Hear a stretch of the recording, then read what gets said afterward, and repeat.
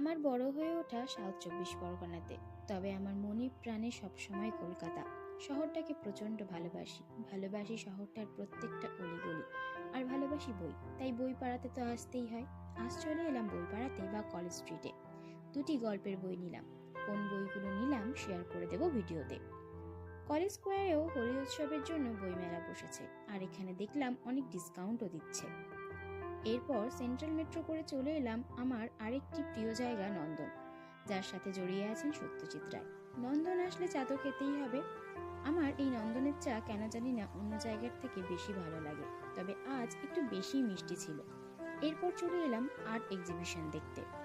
তো এই তো এখন ভিডিওর একদম শেষ প্রান্তে চলে এসেছি। ভিডিওটি যদি আপনাদের কাছে ভালো লেগে থাকে তাহলে একটা লাইক করে দেবেন, আর চ্যানেলটিতে যদি কোনো কিছু আপনাদের ভালো লেগে থাকে তাহলে চ্যানেলটি সাবস্ক্রাইব করে দিতে পারেন।